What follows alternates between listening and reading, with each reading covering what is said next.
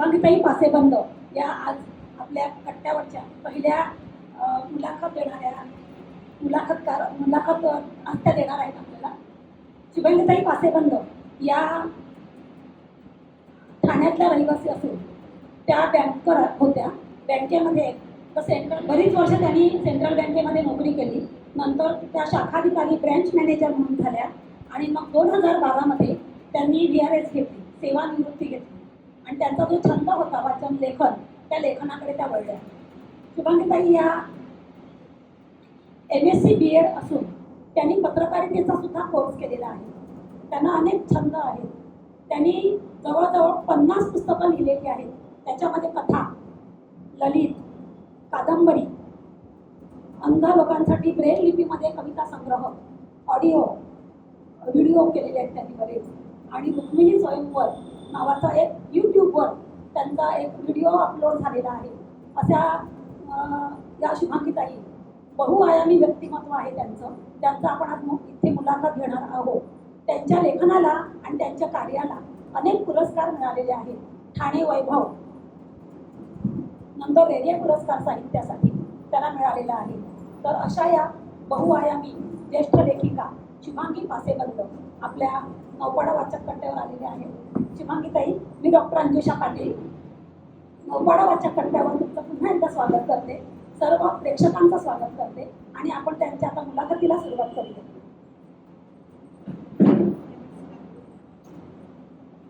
नमस्कार, आवाज ऐकू येतोय?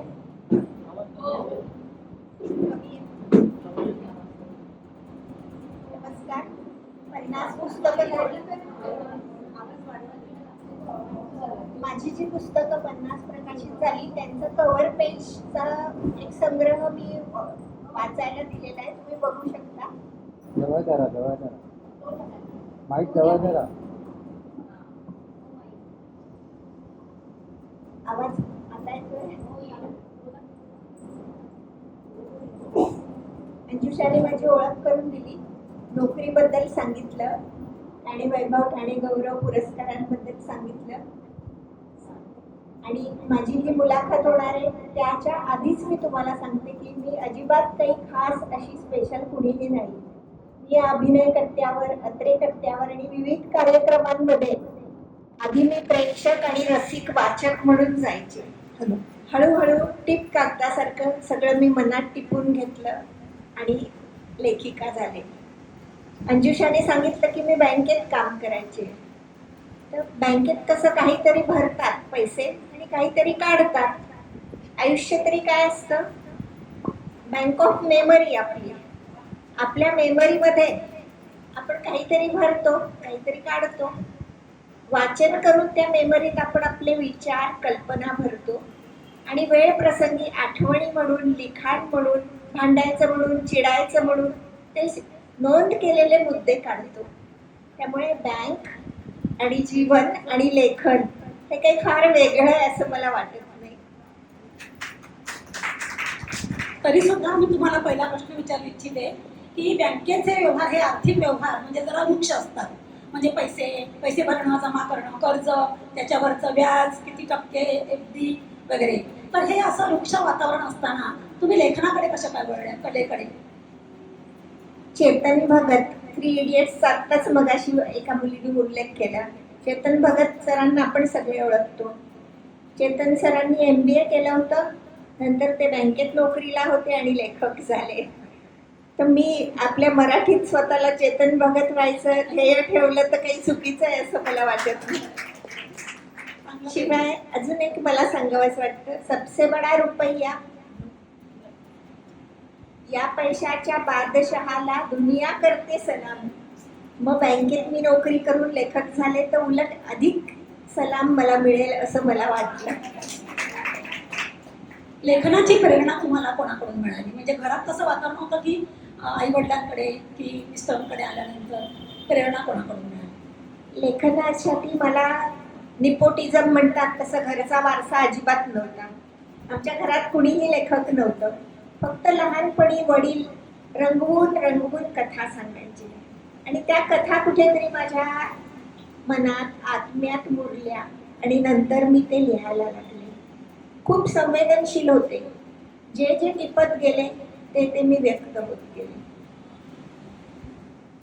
शुभांगीताई, तुमचं पहिलं पुस्तक कोणतं होतं? ते कोणत्या प्रकाशनातर्फे प्रकाशित केलं? आणि पहिलं पुस्तक प्रकाशित झाल्यानंतर तुमच्या भावना काय होत्या? माझं पहिलं पुस्तक होतं मयूर मासा. मयूर मासा या पुस्तकाबद्दल मी बोलणार आहे नंतर. मला वाटतं माझं आवडतं पुस्तकमध्ये, कारण पहिल्या सगळ्याच गोष्टी आपल्याला आवडतात. आठवा सगळेजण, आता थोडेच पुरुष आहोत, बाकी बायकाच आहोत. पहिलं मूल, लग्न, पहिलं प्रेमपत्र, पहिलं पुस्तक किंवा पहिली घेतलेली साडी, पहिली आठवण, तसं पहिलं सगळंच प्रिय असतं. त्यामुळे पहिलं पुस्तक पण माझं खूप लाडकं होतं आणि ते होतं मयूर मासा. ते महाराष्ट्र राज्य साहित्य संस्कृती मंडळातर्फे प्रकाशित झालं. एक पैसा द्यावा लागला नाही, काहीही नाही. एक शुद्ध लेखनाची चूक नसलेलं पुस्तक महाराष्ट्र राज्य साहित्य संस्कृती मंडळातर्फे माझ्या हातात ठेवण्यात आलं. अर्थात मेहनत पण पुष्कळ करावी लागते. म्हणजे यश मिळतं तेव्हा ते यश दिसतं, पण आपण सगळ्यांनाच माहिती आहे, कभी कभी कुछ पाने के लिए कुछ खोना भी पडता है. तसं पहिलं पुस्तक माझं महाराष्ट्र राज्य साहित्य संस्कृती मंडळातर्फे प्रकाशित झालं. खूप छान, अभिनंदन तुमचं. कारण महाराष्ट्र साहित्य संस्कृती मंडळातर्फे पुस्तक म्हणजे ते जे नवोदित लेखक असतात त्यांच्यासाठी ते पुस्तक प्रकाशित करतात, पण त्याचा पण पुस्तकाचा लेखनाचा दर्जा ते ठरवतात, त्याप्रमाणे निवड होते. त्याबद्दल तुमचं अभिनंदन. तुमची आतापर्यंत तुमचं लेखन, ललित, कथालेखन, कादंबरी, ऑडिओ, व्हिडिओ, ब्रेल लिपीमध्ये तुम्ही लिहिलेलं आहे, त्याबद्दल काय म्हणणार? साहित्याचे वेगळे वेगळे प्रकार मी हाताळले. त्याच्यात कथा, सर्वात सुरुवात आधी माझी लोकसत्तामध्ये एक पत्र माझं छापून आलं होतं. बलुत ते आयदान, घायाळ जखमी शहीदांचा प्रवास. आणि त्या माझ्या लेखाला खूप प्रतिसाद मिळाला, खूप स्तुती झाली. दुसरा लेख होता डायन महंगाई. तेव्हा तर मला राजकीय पक्षाचे लोक म्हणायचे, तुम्ही भाषण द्यायला आमच्याकडे या. म्हणजे तो लेख पण माझा खूप प्रसिद्ध झाला. त्याच्यानंतर होतं सिद्धिविनायकला खूप गर्दी व्हायची, त्याच्यावरून देव देवळातच नाही, म्हणजे देवळात आहे पण फक्त देवळात नाही, सगळीकडे आहे. या 3-4 लेखकांमुळे मला खूप ऊर्जा मिळाली. माझा सगळ्यात लाडका लेख प्रकार हा ललित लेखनच झाला. कथा, कादंबऱ्या हे सगळं मी नंतर सुरू केलं. आता अंजुषाने सांगितलं मी ब्रेलमध्ये पुस्तक केलं. माझा जेव्हा पहिले काही लेख प्रसिद्ध झाले तेव्हा माझे दोन्ही टेलिफोन ऑपरेटर ब्लाइंड होते, त्यांना दिसायचं नाही. मी 2-3 वेळा त्यांना फोन करते, हाक मारते, ते जागेवर नव्हते. तुम्ही त्यांना म्हटलं, तुम्ही जागेवर नसता काय करता काय तुम्ही? शिपाई पण नव्हता, शिपायाला पाठवलं तर तो शिपाई मला म्हणाला, मॅडम आहो ते 2 जण मला तुमचा लेख वाचून दाखवायला लावतात, तुम्ही तो लेख ब्रेलमध्ये करून आणत जा. मी कुठे ब्रेलमध्ये करून आणणार? आणि आपल्याला फार माहिती नसते. मला पण आत्ताच हे ब्रेल बुक केलं तेव्हा कळलं, अशी आपली पुस्तकं जशी यंत्रात छापतो तसं ब्रेल छापलं जात नाही. ब्रेल हे शब्द अक्षराचा ठसा करून करावा लागतो. म्हणजे ब्रेल पुस्तक करणं सोपं नसतं, ब्रेल लेख करणं पण सोपं नसतं. पण ते दोघं मला, मॅडम तुम्ही ब्रेल पुस्तक करा असं म्हणायचे. आज 2024 साली म्हणजे 25 वर्षानंतर माझी ती इच्छा पूर्ण झाली. तुम्हाला ज्येष्ठ रत्न पुरस्कार मिळाले आतापर्यंत व्यास क्रिएशन तर्फे, ठाणे वैभव पुरस्कार मिळालेला आहे, साहित्याचा कोमसापाचा रेगे पुरस्कार मिळालेला आहे. तर पुरस्कार मिळाले की माणसाला, लेखकांना, कोणत्याही कलावंतांना प्रेरणा मिळते. तुमची काय भावना आहे? पुरस्कार मिळाल्यानंतर कसं वाटतं तुम्हाला? पुरस्काराने प्रेरणा नक्कीच मिळते. कुणीतरी तरी आपली दखल घेतो. म्हणजे नेहमी असं म्हटलं जातं की अदखलपात्र व्यक्ती असतात, कारण आपली लोकसंख्या, आपली गर्दी विचार करता प्रत्येक व्यक्तीला योग्य सन्मान मिळतोच असं नाही. आपण सगळेच अदखलपात्र असतो. पु ल देशपांडेंचा ते एक लेख होता, एक इसम 4 आणे, म्हणजे माणसाची किंमत तेवढीच असते. अशा वेळी पुरस्कार मिळाला की कुणीतरी आपल्या लिखाणाची, आपल्या विचाराची दखल घेतो, याचा आनंद होतो आणि उत्तेजन मिळतं. पुरस्कार हे मिळत जायला हवे. खूप छान. तुम्ही अनेक साहित्य प्रकार हाताळले, ललित लेखन केलं, कथासंग्रह तुमचे प्रसिद्ध झाले, तुम्ही कादंबऱ्या लिहिल्या, बऱ्याच कादंबऱ्या लिहिल्यात तुम्ही, नंतर अशा स्तंभलेखन केलेलं आहे. तर तुमचा आवडता साहित्य प्रकार कोणता? माझा आवडता साहित्य प्रकार स्तंभलेखन हाच आहे. आता विषयच निघाला म्हणून एक मोठी प्रकाशन संस्था होती औरंगाबादची. मी नवोदितच होते, त्यांना मी म्हटलं माझं स्तंभलेखनचं पुस्तक करायचं आहे. मी औरंगाबादला रोज फोन करायचे, आज ते हो म्हणतील, उद्या ते हो म्हणतील. शेवटी एक दिवस ते मला म्हणाले, अहो ते निबंध कोण वाचतं, स्तंभलेखन वगैरे आम्ही काही करणार नाही, कथा कादंबऱ्या असतील तर द्या. पण तरीही मला स्तंभलेखनच आवडतं. आपण सगळ्या बहुतांशी महिला आहेत आणि पुरुष असले तरी पुरुषांना पण दूध तापवण्याचा आणि उतू जाण्याचा अनुभव असेलच असं मला वाटतं. नसेल तर घरी जाऊन दूध तापवा. रुपेशजी तर दूध तापल्यावर सुरुवातीला वरची साय उतू जाते, आपण लक्ष नाही दिलं तर ती साय उतू जाते. तसं विचार केले, आपले बँक ऑफ मेमरीतलं सगळं काढलं तर सुरुवातीला जे सगळे विचार बाहेर येतात ते स्तंभ रूपाने बाहेर येतात, कॉलम्स म्हणून येतात, ललित लेखन म्हणून येतात. आणि मला स्तंभलेखन हाच प्रकार खूप आवडतो. तुमच्या पुस्तकांची जी नावं आहेत, तुमच्या पुस्तकांची जी शीर्षकं लिहिलेली आहेत ती बऱ्याच भावगीतांची ओळ आहे. भावगीतांची जी नावं आहेत, ही वाट दूर जाते, स्वप्नातल्या कळ्यांनो, या सुखानो या, अशी जी नावं आहेत. तर ह्या नावाच्या मागे रहस्य काय आहे? तुकाराम महाराज म्हणतात, गात गात जी कथा सांगितली जाते तिला गाथा असं म्हणतात, बरोबर आहे? तर गात गात जे लिहिलं जातं त्याला मी गाथा असं समजते. त्यामुळे आणि ह्या गाण्यांच्या ओळीने मला खूप प्रेरणा मिळते. उदाहरणार्थ, मी कफ परेडला होते आणि माझी बदली अहमदाबादला झाली होती. त्यावेळी मला भयंकर डिप्रेशन यायचं. तेव्हा मी म्हणायचे, शेवटचे घरटे माझे तुझ्या अंगणात. म्हणजे आता VRSच घेणार, आता या ऑफिसमधलं माझं शेवटचाच काही दिवस उरले. तर तेव्हा मग मला जाणवलं, रे ही गाणी जी आपल्या मनात रुंजी घालतात. तेव्हा माझी पुस्तकं प्रकाशित झाली नव्हती, ही मी गोष्ट सांगते. मग तेव्हापासून मी म्हटलं, नकारात्मक कशाला लिहायचं शेवटचं घरटं. मग मी त्याचं शीर्षक बदललं, राहू दे घरटे माझे तुझ्या अंगणात. अशी मग ही वाट दूर जाते, किंवा जाईन विचारित रान फुला, जीवलगा राहिले दूर घर माझे. म्हणजे परदेशी जी आपली तरुण पिढी जी जाते त्यांना पण आपली आठवण येतच असते, त्यांनी कितीही म्हणू दे. मग राहिले दूर घर माझे अशी ही शीर्षकं मी गाण्यांवरून निवडली. ह्या गाण्याच्या ओळी जशा मनात रुंजी घालतात तसं मग पुस्तक पण आपल्याला त्या शीर्षकावरून आठवत राहतं. आता ह्याच संदर्भात मंजुषाताई मी सांगते की गाण्याचं ओळी ही शीर्षक म्हणून घेतली, तसं मुखपृष्ठ सुद्धा अतिशय आकर्षक हवं. ते मुखपृष्ठ बघितल्याबरोबर आपल्याला इच्छा झाली पाहिजे की अरे हे पुस्तक बघावं.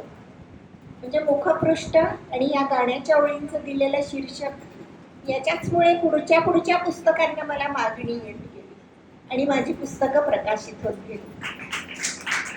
वेगवेगळ्या बातम्या प्रकारात तुमची पुस्तकं झालेली आहेत. आता 50 आकडा गाठलेला आहे.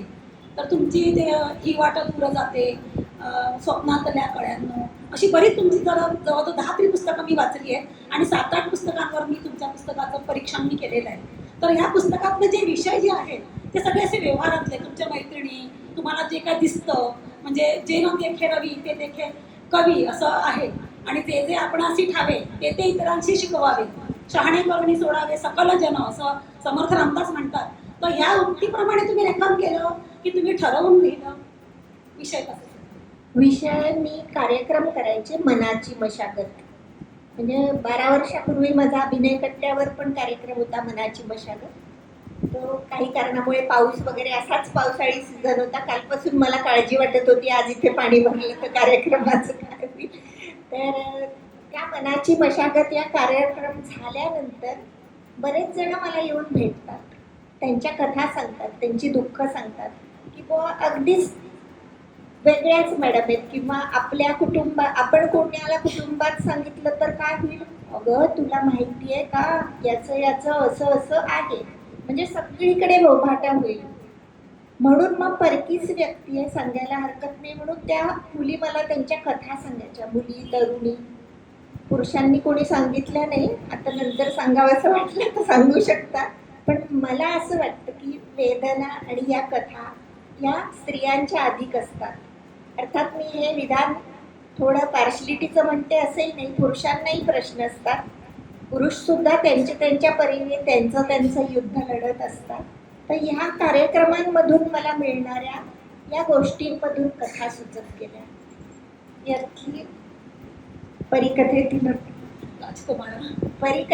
राजकुमारा म्हणून माझी सगळ्यात आवडती कादंबरी आहे. ती मला कशी सुचली तर उरळी कांचनला माझा मनाची मशागत कार्यक्रम होता. तो कार्यक्रम झाल्यावर एक तरुणी मला येऊन भेटली आणि म्हणाली, मला तुम्हाला एक कथा सांगायची, ती माझ्या बहिणीची आहे. शक्यतो कसं असतं, माणूस माझी कथा आहे सांगितल्यात पण थोडी रिस्क असते, त्यामुळे माझ्या मैत्रिणीची कथा मी सांगते, माझ्या बहिणीची सांगते असं म्हणून लोक कथा सांगतात.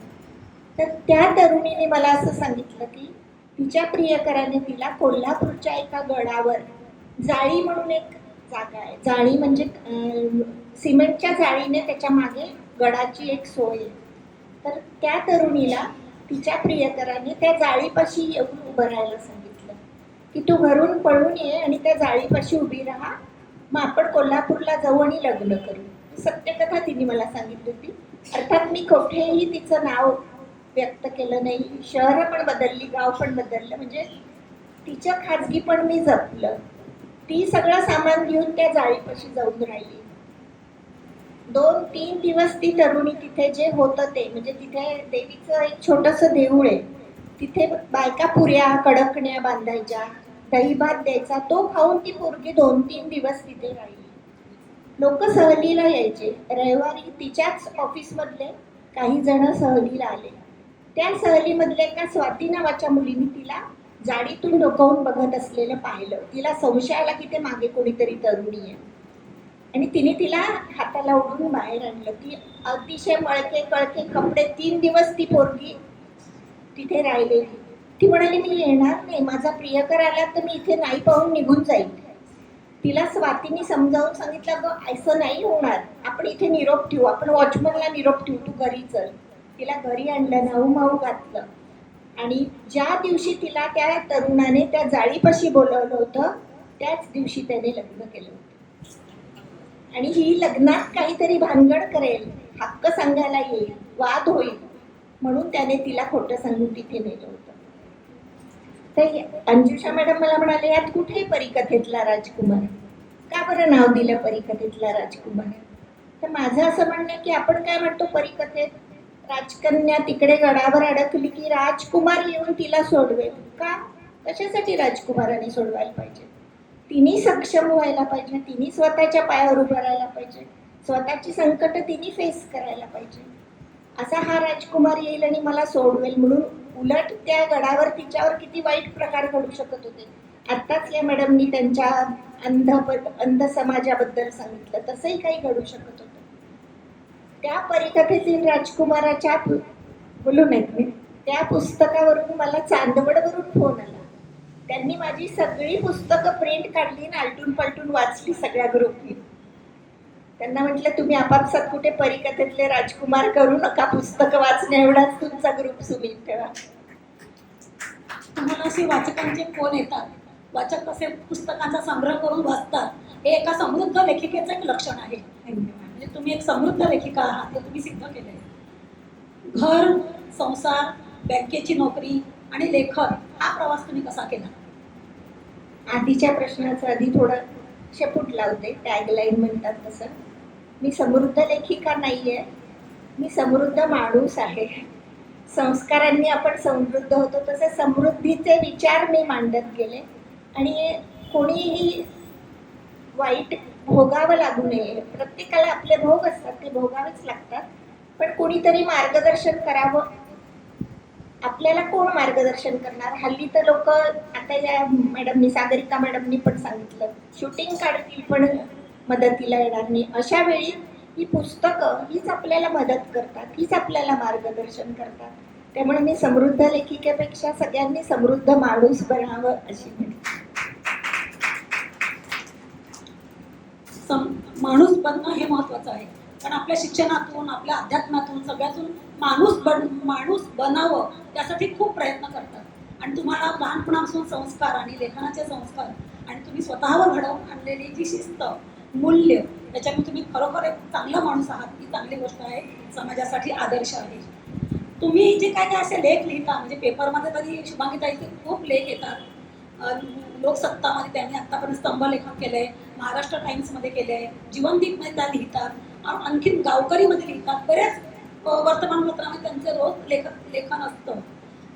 दिसा माझी काहीतरी ते लिहावे, प्रसंगी अखंडित वाचित जावे, या समर्थांच्या उक्तीप्रमाणे त्या रोज लिहितात. जेव्हा माझा फोन येतो तेव्हा मला म्हणतात, बाकीच्या गोष्टी मला सांगू नको, आज काय लिहिलंस ते सांग. त्यांच्यामुळे सुसंगती सदा घडो, सुजन वाक्य कानी पडो. त्यांच्याबरोबर गेल्यापासून माझी 2 पुस्तकं झाली. शुभांगीताई, तुम्ही बऱ्याच विषयांवर लेखन करता की शेवग्याच्या शेंगा, शिरा म्हणजे जो आपण न्याहारीला खातो शिरा, सत्यनारायणच्या प्रसादामध्ये खातो तो शिरा, किंवा सैन्यामध्ये शिरा, असं त्यांच्या लेखामध्ये आहे. तर हे जे पदार्थांवर तुम्ही लिहिले आहेत, कुठल्या विषयावर लिहितात? त्या विड्यावर लिहिलंय, कोणत्या विषयावर त्या लिहू शकतात जाता येताना? जे त्यांना काही एखादं चित्र दिसलं, मनाला काही एखादी व्यक्तिरेखा भावली, त्याच्यावर त्या लेखन करतात. ते कसं काय सुचतं तुम्हाला? जे काही मला वेगळं वाटतं किंवा ज्याच्यावर लिहावंसं वाटतं ते मी लिहिते. आणि अशा ज्या कार्यक्रमांना जाते त्यावेळी अशी काही वेगळे संदर्भ, काही वेगळ्या व्यक्ती त्या मनात रुजतात आणि मी त्याच्यावर लिहित जाते. माझी एक मैत्रीण होती म्हणजे ती एक्सपायर झाली. तिच्यावरून मी एक माझी कथा लिहिली होती, मला काय कमी. तर त्यात ती कविता वाचायची, 4 मुलांची आई मी, मला काय कमी, लाडकी मी ममी, सम्राट आणि हे मला सांभाळतील आयुष्यभर, मला काय कमी. आणि शेवटी तिला मग एक मुलगा घर जावई झाला, दुसरा मुलगा, असं करून मग त्या वृद्धाश्रमात राहायला गेल्या. तर मुलांची लाडकी मम्मी अशी मी ती कथा लिहिली होती. असं हे प्रसंगानुरूप जे काही असेल त्याच्यानुसार मी लिहिते. त्याच्या आधी अंजुषाताईंनी एक प्रश्न विचारला होता की घर संसार सगळं संतुलन कसं राखतात. संतुलन राखणं कधीच सोपं नसतं. सगळेजण आपण महिला दिनाला जातो, पुरुषांनी थोडा वेळ मला माफ करावं मी त्यांच्यावर अन्याय करत असेल तर. महिला दिनाला आपण दिवसभर खूप करतो, आपल्याला फुलं देतात. कधीतरी कोणी आपल्याला म्हणतं का काय, बाई तू अशी, बाई तू तशी, पण जाऊ नको साथ चुलीपाशी, म्हणतं कधी नाही. तसं दुसरंही अजून एक आहे, तू चंद्रावर जा, तुम चांद पे जाओ या मंगल पे जाओ, 4 परोठे और चाय पका के जाओ. माझी बहीण त्या चुलीला चुलत सासू म्हणायची. ती म्हणायची सख्खी सासू नसली ना तरी ती चुलत सासू आहेच आपल्याला त्रास द्यायला. आणि त्यात वाईट काही नाही, पण मी थोडंसं माझ्या मुलाला जे सांगते तेच सगळ्यांना सांगते की बायकांनी एवढं पुरुषांनी पण स्वयंपाक शिकावा, आपल्या चवीसाठी, आपल्या सोयीसाठी बरोबरीने राहावं. म्हणून मला वाटलेलं तरुण मुलं येतील, कारण मागच्या एका कार्यक्रमाला बरीच तरुण मुलं होती, त्यांना पण मी सांगणार होते की तुम्ही सगळ्यांनी स्वयंपाक शिका म्हणून. पण आज कोणीच आलं नाही. बहुतेक मी स्वयंपाक शिका असं सांगेल हे अंदाज आलेला दिसतोय. कशाला शिकते ते सोय आहे. मग ताई मी काय म्हणते, तुमचे छंद कोणते आहेत आणि तुमच्या छंदाचा तुमच्या लेखनावर काय परिणाम झाला? छंद म्हणजे मी वाचन आणि लेखन. पूर्वी मी चित्रकला करायचे, बक्षिसं पण मिळायची, पण यू जिंदगी की राह में मजबूर हो गए. तसं आयुष्यात आपण संसारात पडतो, आई होतो आणि आई झालं की काय, नारी जीवन की यही है कहाणी, आंचल में है दूध आँख में है पाणी. मग ते मुलांच्या जबाबदाऱ्या आल्या की चित्रकला राहून गेली. पण लिखाणाला आपला पूर्वोतिहास आहे. 8व्या शतकापासून महिला त्यांच्यावर होणारा अन्याय जात्यावर दळत असताना ओव्यातून लिहायच्या. मी तेच केलं. मी माझं लिखाण करून माझा जे लिहावंसं वाटतं. तुमची साधी राहणी आणि गोड वाणी, आता आमच्यासारख्या शिक्षकांचे आवाज गेलेले आहेत, पण तुमची वाणी ही गोड आहे. तुम्ही बोलता ना तर आम्हाला ऐकायला मधुर वाटतं. तर तुम्ही गाता का? मला गाण्याची आवड आहे. नाही, सगळे गाण्याची शिक्षक पुस्तकांना देऊन टाकली. नाही. ह्यांच्या गाण्याच्या ओळी मी गुणगुणते. तुम्ही 7 समुद्र पार करून महाराष्ट्रात नाही तर भारत नाही तर मॉरिशसला तुम्ही गेला होता, तर मराठी भाषा संवर्धन किंवा लेखन किंवा तुमचं साहित्य प्रवास, तर तिथे तुम्ही काय उपक्रम केले? नृत्यधारा म्हणून एक नृत्याची संस्था आहे. तर ते सिनेमातच आपण बघतो ना, 40 मुली अशा छान उमलत्या कळ्यांसारख्या आणि मॅडम अशा माझ्यासारख्या वयस्कर आणि तिकडे मॉरिशसला या मुलींची जबाबदारी घेऊन जात आहेत. तसं नृत्यधाराच्या समूहातर्फे मी मॉरिशसला ह्या सर्व तरुणींच्या सोबत गेले होते आणि इंग्लिशमध्ये आणि फ्रेंच क्रेओल ह्या लँग्वेजमध्ये त्यांना सूत्रसंचालन हवं होतं. तेव्हा जरा वय थोडंसं लहान होतं, त्यामुळे फ्रेंच शिकून घेतलं. आता जरा काही शिकायचं म्हटलं की सगळंच अवघड जातं. भाजी करायला वेगळी शिकूया म्हटलं तरी जमत नाही. तर तेव्हा ती फ्रेंच क्रेओल आणि इंग्लिशमध्ये सूत्रसंचालन केलं होतं. शिलाबाई बापू म्हणून होत्या, त्यांनी आम्हाला त्यांच्या घरी जेवायला बोलवलं होतं. इतके ते आमच्या कार्यक्रमावर खुश झाले होते. आणि माझा मयूरमासाचा मी उल्लेख केला होता. तिथे समुद्रकिनारी सगळेजण फिरायला गेले होते. मी या सगळ्या तरुण मुली काहीतरी बनाना राईड किंवा वॉटर ग्लास राईड अशा ह्याने फिरायला गेल्या. मी आपली समुद्रकिनारी रेतीत बसून राहिले आणि एक लुई नावाचा गाईड असेल किंवा कोण असेल तो माझ्याजवळ आला आणि तो मला म्हणाला, बाकीच्या इंग्लिशमध्ये बोलला, बाकीच्या मुली यायला 1 तास लागेल, चला मी तुम्हाला एक वेगळा मासा दाखवतो. मी शिंपल्या गोळा करत होते. त्याच्यावरून मला माझी ती मयूरमासा ही कादंबरी सुचली. आता कोमसप आणि त्याच्या संयुक्त विद्यमाने आता एक कार्यक्रम झाला आपला मराठी ग्रंथसंग्रहालय नौपाडामध्ये. तिथे कादंबरीचं प्रकाशन झालं, गावाकडची माती. तर ते सुद्धा गावाकडची माती हे गाण्याचीच ओळ आहे. तर ती गावाकडची माती, ते गाव कोणतं आणि त्या कादंबरीच्या व्यक्तिरेखा म्हणजे ती कोणावर कादंबरी आधारित आहे अशी आम्हाला उत्सुकता आहे. त्या दिवशी प्रकाशन झालं पण पुस्तकं आम्हाला पाहायला मिळालं नाही. पुस्तकं आम्ही जरूर घेऊन वाचू. तर गावाकडची माती ही काय संकल्पना आहे? माणसाला नेहमीच गावाकडची माती साथ घालत असते. आपलं मूळ गाव आपल्याला कायम आवडतं. देवीला जातो, खंडोबाला जातो किंवा आपल्या ज्या गावी आपलं मूळ रुजलं तिथे आपण जातो. साथ घालते अशी जीवाला गावाकडची माती असंच आपण म्हणतो. मुंबईकर झालो पण आपली मुळं अजून त्या गावातच आहेत. त्याच्यावरून ती गावाकडची माती हे शीर्षक मला सुचलं. ती कथा कौन बनेगा करोडपतीला एक तरुणी आली होती. तर तिने सांगितलं की आई वारली, मग वडील आणि 4 भावंड यांचा संसार सांभाळायची जबाबदारी माझी आली. मग 4ही भावंडांनी लग्न करून घेतलं आणि मी एकटीच राहिले. आणि मग 50व्या वर्षी घर पडलं, त्यांचं राहत होते ते, आणि वडील वारले. मग करायचं काय, जायचं कुठे, म्हणून मॅट्रिमोनियल साईटला तिने नाव नोंदवलं. कारण अशी लहानखोरीच होती, तिने टी व्हीवर सांगितलं. मग त्या मॅट्रिमोनियल साईटवर कशी फसवणूक होते, पैसे द्या, दागिने द्या, हे करा ते करा. आणि तिला वाटतं अरे वा लंडनचा मुलगा आहे. तर लंडनचा मुलगा तिला सांगून येतो. म्हणजे मधले मधले प्रसंग मी काही काल्पनिक घातले.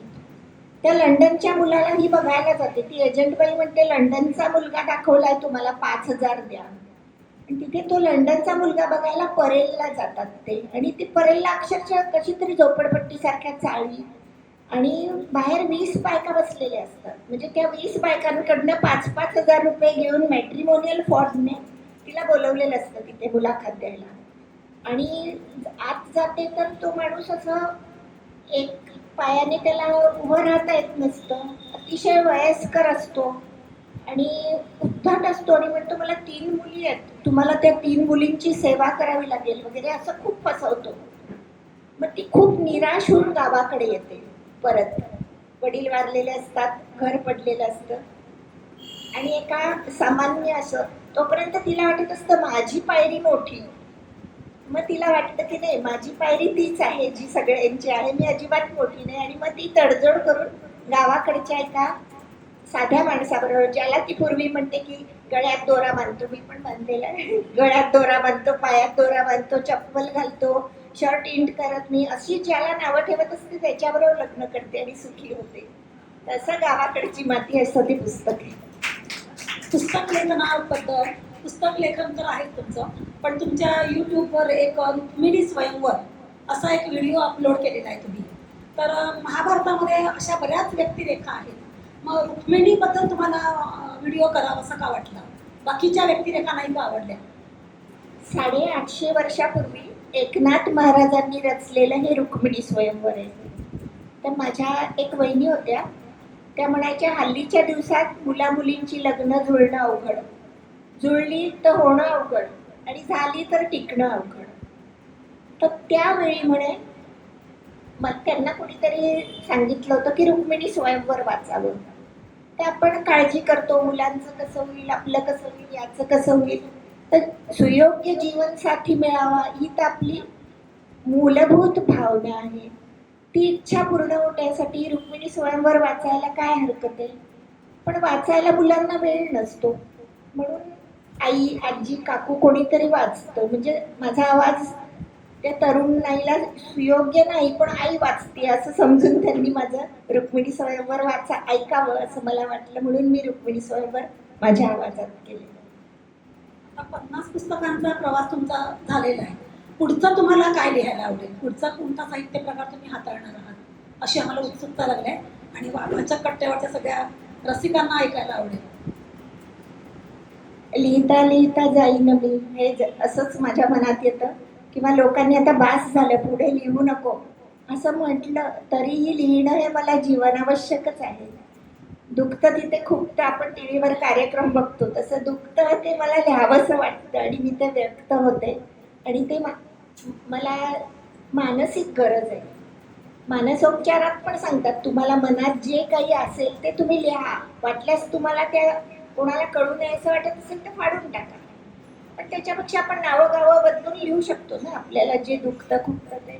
त्यामुळे लिहित राहणार आहे मी. आणि अंजुषा मॅडम म्हणतात तसं माझ्या पुढचं पुस्तक हिंदीमध्ये जे करणार आहे त्याचं हिंदी नाव एक दुजे केली आहे, पण मराठीमध्ये माझं मन तुझं झालं गाण्याची जोड आहे. नाटक नाही जमत आणि विनोदी. लोकसत्तावाले मला म्हणायचे विनोदी लिहा, पण मला कधीच विनोदी लिहिणं जमलं नाही. मी दीपक वेलणकर सरांकडे व्हॉइस कल्चर केलं ते म्हणायचे 0 मार्क देईन, हसायचं, पण मला हसता पण नाही. मराठी झालं, हिंदी झालं, आता इंग्लिशमध्ये काही लेखन करायचा तुमचा मानस आहे का भविष्यामध्ये? माझी 2 पुस्तकं इंग्लिशमध्ये आहेत. पहिलं पुस्तक होतं ते Amazon.com म्हणून एक संस्था आहे. आता Amazon आपल्याला सगळ्यांना माहिती झालंय, पण 2010 साली त्यांनी ऑनलाईन कादंबरी लेखनाची स्पर्धा घेतली होती. त्यातून आपल्या पूर्ण भारतातनं 52 एंट्रीज गेल्या होत्या आणि त्यात माझी एंट्री होती. माझं निवड झाली नाही, पण त्यांनी मला माझं पुस्तक प्रिंट करून छापून पाठवले. त्याचं कव्हर पेज माझ्या पुस्तकात मी आत्ता जी बाहेर पुस्तक दिलं आहे माझ्या कव्हर पेजचं त्याच्यात आहे. आणि दुसरं त्याचं नाव होतं why did I fall in love आणि दुसरं होतं अनहोली वॉटर. म्हणजे एक अतिशय चांगली तरुणी असते, पण तिच्या काय मजबुरी असेल त्याच्यामुळे ती वेगळ्या मार्गाला जाते. आणि अनहोली वॉटर म्हणजे अपवित्र पाणी असं. ते पहिलं पुस्तक ॲमेझॉनतर्फे आणि दुसरं गंगा.com वर आहे. अर्थात माझं इंग्लिश पण काही फार खूप छान असेल असं मला वाटलं नाही, म्हणून मी प्रोफेशनल गायडन्स घेतला होता आणि इंग्लिश त्यांच्याकडनं सुधारून घेतलं. पहिलं पुस्तक मयूर मासा, ते आत्ता प्रकाशित झालेलं गावाकडची माती, या तुमच्या एवढ्या लेखन प्रवासामध्ये तुम्ही स्वतः लिहिलेल्या पुस्तकांपैकी तुम्हाला कोणतं पुस्तक आवडलं स्वतःचं? असं आई कसं सांगणार माझा हा पोरगा लाडका आहे तो नाही आहे. सगळी लाडकीच असतात ना. एखादा साहित्य प्रकार आपल्याला आवडतो किंवा तो उत्स्फूर्तपणे लिहिला जातो. तसं तर पहिलं प्रेम मी सांगितलंच तर मला पहिलंच पुस्तक आवडतं. तर त्याची थीम मयूर मासा हे नाव होतं. पद्मश्री मधु मंगेश कर्णिक सरांना मी ते पुस्तक द्यायला गेले, ते म्हणे ही कल्पनाच मला इतकी आवडते मयूर मासा.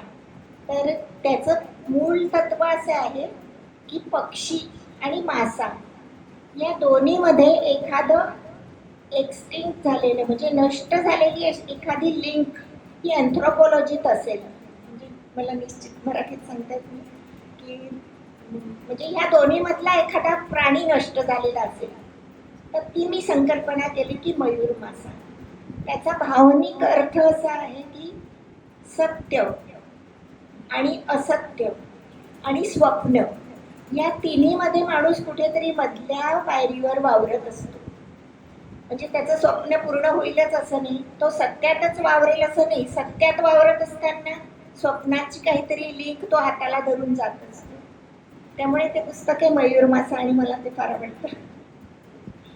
खूप छान प्रवास सुरू आहे तुमच्या लेखनाचा आणि सगळ्यांच्या चेहऱ्यावर तुम्हाला विचारलेल्या प्रश्नांचं समाधानकारक उत्तर तुम्ही देताय असं आमच्या सर्व रसिक प्रेक्षकांच्या वाचकांच्या चेहऱ्यावर दिसून येते.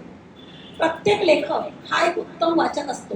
तुम्हाला कोणत्या लेखकांची पुस्तकं वाचायला आवडतात? नाशिकचीच आहे माझी मैत्रीण यामिनी पानगावकर, पण नाशिकवाली मागे बसली आहे. विवा शिरवाडकर किंवा कुसुमाग्रज हे माझे सगळ्यात लाडके लेखक आहेत. ययाती आणि देवयानी त्यांचं खूप आवडतं. विशाखा कविता संग्रह आवडतो. कुसुमाग्रज प्रतिष्ठान म्हणजे लहानपणी आम्ही कायम त्यांच्या इथे वावरलेलो आहोत. कुसुमाग्रज हेच लाडके आहेत सध्या तरी. आतापर्यंत आपण तुमच्या गद्य लेखनाकडे आपण वळलो. गद्य लेखनाबद्दल आपण खूप बोललो. तुमचं पाचूची बासरी हे जे एक कविता संग्रह तुमचा आहे, तर त्याच्यामध्ये अनेक अशा 100च्या वर अशा कविता आहेत. मी ते पुस्तक वाचलं आहे, त्याचं मी पुस्तक परीक्षण लिहिलं आहे, पेपरमध्ये ते प्रसिद्धही झालं होतं. तर पाचूची बासरी हे शीर्षक आणि त्याच्यामध्ये असलेल्या कविता त्याबद्दल काय सांगा? ऊन पाचूचे हिरवे म्हणजे हिरवळीवर ऊन पडल्यावर पाचूसारखं दिसतं आणि ती पाचूची बासरी ही श्रीकृष्णाने आपल्या हातात धरली आहे. अशा अर्थाने ती पाचूची बासरी आणि त्या पाचूच्या बासरीतून सुंदर स्वर बाहेर पडत आहेत, म्हणून पाचूच्या बासरीतल्या या सुंदर कविता. म्हणजे त्या पुस्तकाचं एक वैशिष्ट्य परीक्षणात तुम्ही वाचलंच असेल. आमच्या पोळ्या करणाऱ्या मावशींची मुलगी प्रेग्नंट होती तर फक्त कव्हर पेजसाठी त्या माझं पुस्तक घेऊन गेलेलं आहे. अतिशय सुंदर श्रीकृष्णाचा फोटो त्या कव्हर पेजवर आहे. इव्हन मंगलप्रभातजी लोढा यांच्या हस्ते सर होते आमच्या कार्यक्रमाला. ते पुस्तक प्रकाशित झालं, त्यांनी एक्स्ट्रा कॉपी मागून घेतली म्हणे मला कव्हर खूप आवडलं. जय श्री कृष्ण. आपले प्रेक्षक बरेच जण लेखक आहेत, कलावंत आहेत आणि खूप सुजाण असे बसलेले आहेत. पण जे नवोदित कलाकार आहेत, नवोदित लेखक आहेत, तर त्या लेखकांना काही कविता संग्रह किंवा एखादा लेख संग्रह, कादंबरी किंवा एखादा साहित्य प्रकार लिहायचा असेल तर तुम्ही काय संदेश द्याल, काय सल्ला द्याल नवोदित लेखकांना? सगळे तर प्रतिष्ठितच दिसत आहेत, प्रस्थापित दिसत आहेत. जे जे तुम्हासी सांगावे ते ते तुम्हासी ठावे, तुम्हा नवीन मी काय सांगावे, प्रेक्षक हो तुम्हीच ब्रह्म. तरुण असताना नागटी सरांना सांगणार आहे मी, खास विद्यार्थ्यांना बोलवा, मी त्यांना टिप्स देणार आहे. किरण सर खास विद्यार्थ्यांना बोलवा, मी कसं लिहायचं याच्या टिप्स देणार आहे. तर टिप्स द्यायची म्हणजे पहिलं तर कॉम्प्युटर शिका. सगळं टेक्नोसेवी व्हायला पाहिजे. आपण लेखक व्हायचं तर आपण परावलंबी होऊन चालणार नाही की टायपिस्टकडे गेलो, कागद दिले, तो उद्या बोलवतो परवा बोलवतो असं नाही. आपण स्वतः हे सगळं DTP थोडं तरी शिकायला पाहिजे, खूप त्याच्यात एक्सपर्ट नाही तरी. आणि सरस्वती माता रात्री बेरात्री अपरात्री आपल्या दरवाजावर दस्तक देते आपण लेखक झालो की. त्यामुळे वही, कागद, पेन, पेन्सिल कायम जवळ ठेवायची. नाहीतर घरात ब्लॅकबोर्ड लावायचा. मॅडम शिक्षिका आहेत, मला खूप भीती वाटत होती. मॅडम मला खूप अवघड प्रश्न विचारतील आणि नापास पण करतील. तर त्या ब्लॅकबोर्डवर लिहायचं. विसरून जातो कधी कधी आपण की अरे आपल्याला ह्या विषयावर लिहायचं होतं. मग निदान आराखडा लिहून ठेवायचा. हळूहळू आपण तो त्याचा जेव्हा वेळ मिळेल तेव्हा ते वाढवू शकतो. पण तो आराखडा, मुद्दे, आता ही आवडणारी गाणी हे लिहून ठेवायचं. स्वतःची आपली एक डायरी ठेवायची, त्याच्यात किरकोळ खरडलं तरी चालतं. रफ वही आपली शाळेतली असायची तसं. खूप छान तुमचा लेखन प्रवास आम्ही जाणून घेतला. 50 पुस्तकं झाली तरी कुठेही अहंकार नाही मॅडमना. आणि या नौपाडा वाचक कट्ट्यावर पहिली मुलाखत तुमची किरण नागटी सरांनी तुमची योग्य निवड केलेली आहे असं आम्हा सर्वांना वाटतं. कारण काय की पाय जमिनीवर असायला पाहिजे, नाही तर मग थोडंसं लिहिलं एखादा पेपरमध्ये लेख आला की आपण हुरळून जातो, तसं तुमच्या बाबतीत नाहीये. तुमचा एकदम विनम्र भाव आहे आणि लेखकांनी असंच असायला पाहिजे. आजच्या या नौपाडा वाचक कट्ट्यावर आलेले जे रसिक प्रेक्षक आहेत ते खूप मोठमोठ्या क्षेत्रामध्ये कार्यरत होते, अजून आहेत, काही लेखक आहेत, कवी आहेत, कलावंत आहेत. यामिनीताई पांगावकर आहेत, ज्येष्ठ लेखिका. आमचे मनमोहन सर आहेत, माझी मैत्रीण अरुणा पवार आहे, माझे वाचक कट्ट्याच्या सगळ्या मैत्रिणी आहेत, ज्येष्ठ लेखक आणि कवी विकास भावे आहेत, रुपेश पवार आहेत, रुपेशचे वडील आहेत आणि आमच्या कोमसापाचे कार्यवाह मनीष वाघ. या सर्वांचा नौपाडा वाचक कट्ट्यातर्फे स्वागत आहे. सगळ्यांनी ही मुलाखत शांतपणे ऐकून घेतली त्याबद्दल मी सर्वांचे नौपाडा वाचक कट्ट्यातर्फे आभार मानते. किरण नागटी सरांनी माझी निवड केली आणि मला मुलाखत घेण्यासाठी संधी दिली त्याबद्दल मी त्यांची आभारी आहे. शुभांगी ताईंनी विचारलेल्या प्रश्नांची सरळ, साधी आणि छान आम्हाला पटणारी, आवडणारी, आमचं समाधान करणारी उत्तरं दिली त्याबद्दल नौपाडा वाचक कट्ट्यातर्फे मी सर्वांचे पुन्हा पुन्हा आभार मानते. धन्यवाद. मंजुषाने शेवट केलाय तरी मी 2 ओळी शेवटी सांगते.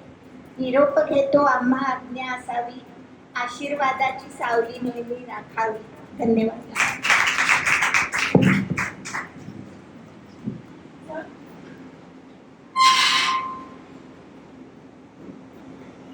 नौपाडा वाचक कट्ट्यातर्फे शुभांगीताई पासेबंद या ज्येष्ठ लेखिका, समृद्ध लेखिका आपल्याकडे आलेले आहेत. त्यांचं तर स्वागत होत आहे. या कट्ट्याचे संस्थापक किरण नागटी सर,